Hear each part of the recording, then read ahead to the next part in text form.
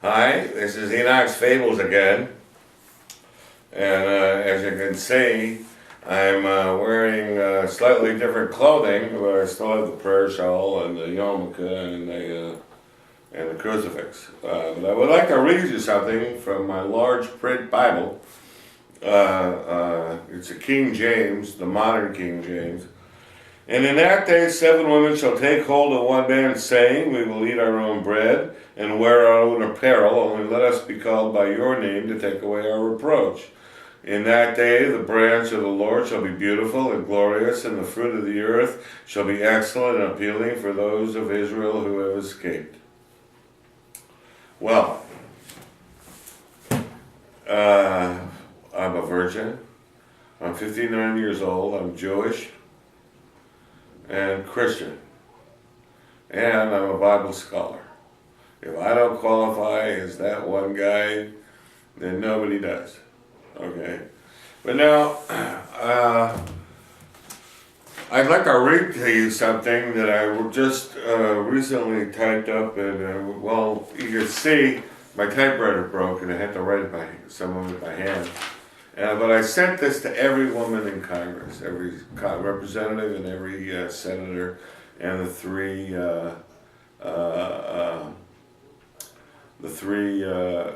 associate justices of the Supreme Court.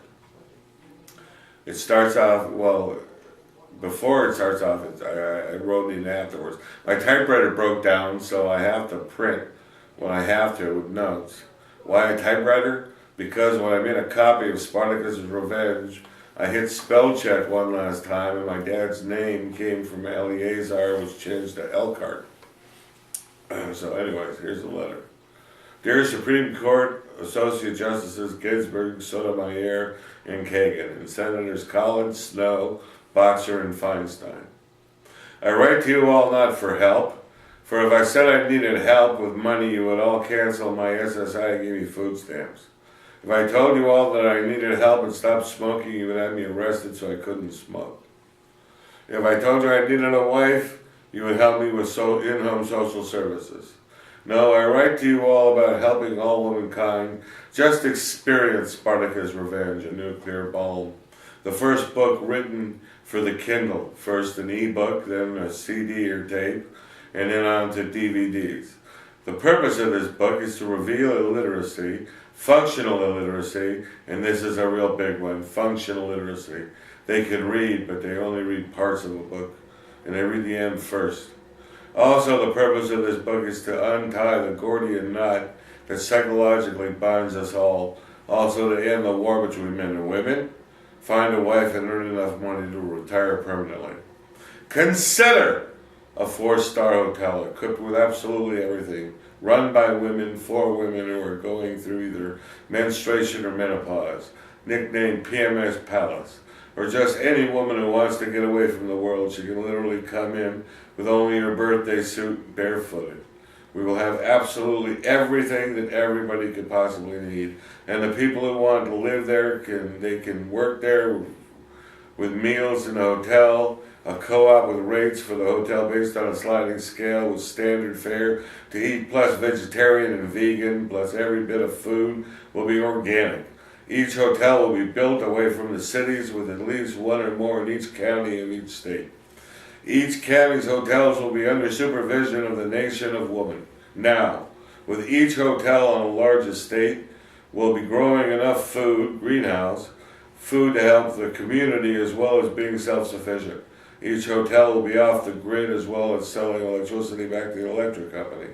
Consider, since condoms sold to women and the packaging for women cost 20 cents more than men's condoms, all the way to women earning 75 cents on a dollar in the workplace, as well as being the targets of countless insane money-making schemes that rob women of their health, their wealth, their well-being, as well as their looks. Therefore, the nation of women will have sovereign nation status, as does the American Indian has on their casinos, as well as daycare, valet parking, and free diapers, baby food, and plenty of teenagers to babysit and teach. Come to me, Justices Ginsburg, Sotomayor, and Kagan, and Senators Collins, Snow, Boxer, and Feinstein. as the seven wise women. Then anoint Mary Tyler Moore, Dolly Parton, Ann Curry, Leslie Stahl, Mia Farrow, Vanna White, and Sybil Shepherd as the seven sisters of the apocalypse, fulfilling Isaiah chapter 4. Shall a nation be born in a day? Signed, Andean, 10/13/12. And then as a footnote, all women will have 5, 7, 8 names, so we will have no numbers. Our computers will keep track of all the people by name. I suggest you use a verbal description of your DNA. That way we can keep track of families. Also, DNA was made by God. And that went out to every woman in Congress. But this didn't.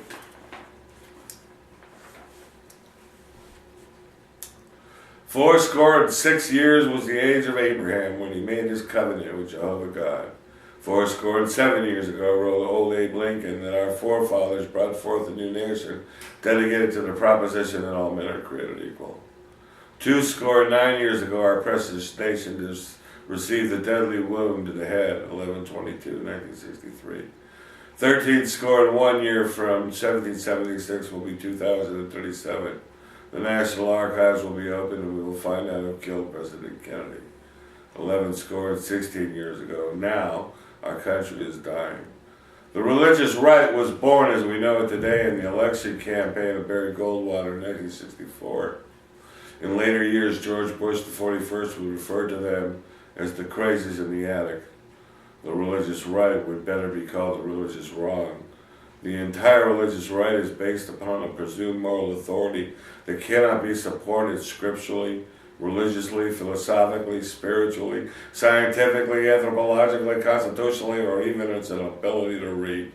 These uncircumcised Philistines have kidnapped the Bible and by private interpretation made established by repetition and time a false God, a false Christ, and a false good news gospel. With the result being the United States of America, a bizarro land, is cursed with bad weather, forest fires, obesity, anorexia, a complete lack of domestic tranquility, even killing for a lack of meaningful vision in the advice they give. Carbuncles, multiple boils, and hemorrhoids, fell upon the ancient Philistines when they kidnapped the Ark of the Covenant. And like the Philistines, they must give it back and leave Bible teaching to those with authority. Dr. Eugene Scott, PhD, used to say, text out of context is error. Well, the religious right is based on text out of context, and their teachings mislead the public into false worship, and in so doing succeed in getting everybody else to throw the baby out with the bathwater. Turned away from God and Christ Jesus, the average person doesn't believe, let alone have faith. To make it worse, these out-and-out fabrications result in political power with laws and rules and regulations that take away our God-given inalienable rights, life, liberty, and the other one. It is illegal to practice my religion because my religion is not in the yellow pages of the phone book. 47% of Americans rely on the government in some way, and the religious right would take that away because they believe in rugged individualism. That's social Darwinism, not Christianity, and it's not even American, it's anti-Christian. There's room for rugged individualism, for rugged individuals, but for the weak and the downtrodden, the poor and the meek, the widow, the orphan, the lame, the schizophrenic, what shall we do? Pray? Very well, let us pray. Rugged individualism is based on pride. Pride is something that only true Christians, as well as other pious religious teachings, know about, and it's something never taught in today's society or schools. That's as far as I got on that one, but I'm about to name like Martin Luther. Well, no wonder why I couldn't see what I was doing. I didn't have my glasses on. These are your glasses. Oh, that was on TV. Oh no. I want to edit that. So anyways, there are several things that make it impossible to actually worship in a true religion. First of all, the most famous quote in the Bible, outside of John 3:16, God so loved the world that he gave his only begotten Son, that whoever believes on him shall be saved and shall not perish. Okay, well,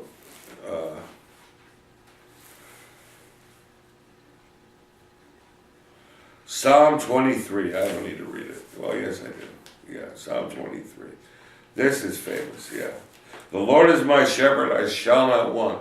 What that really means is, the Lord is my shepherd, I shall not be in want.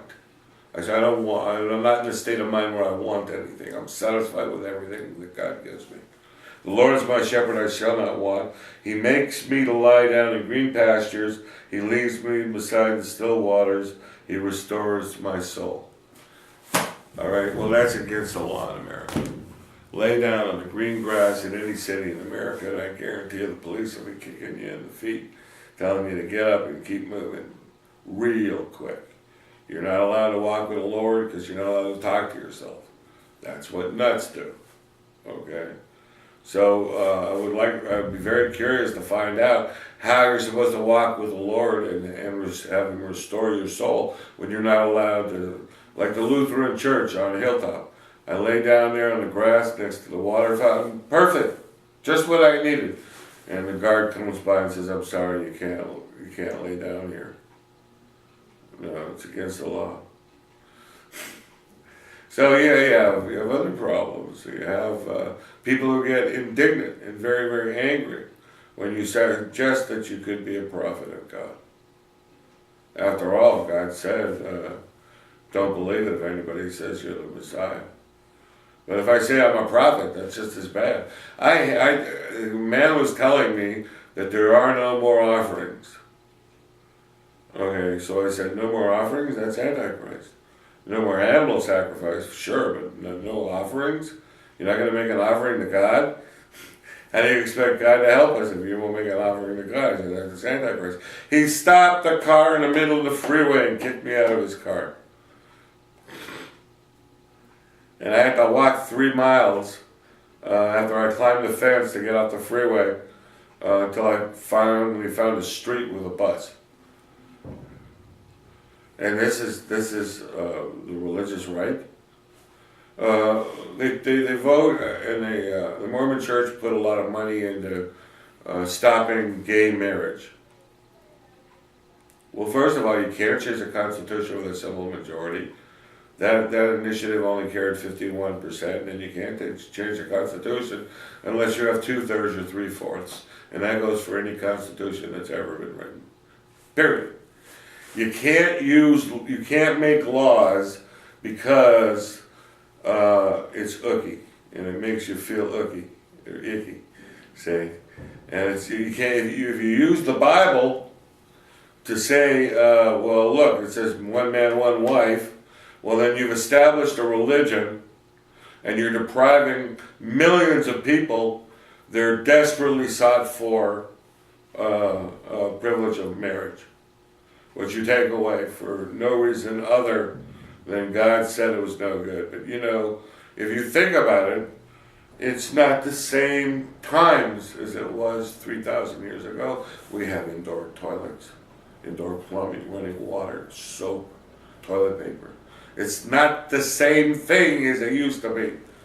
And then it says, it doesn't say that forbid homosexuality, the homosexual act. It says that you shall not lie with a man, if you're a man, as if he were a woman. So if you don't pretend that you're husband and wife, well then I think God would forgive you.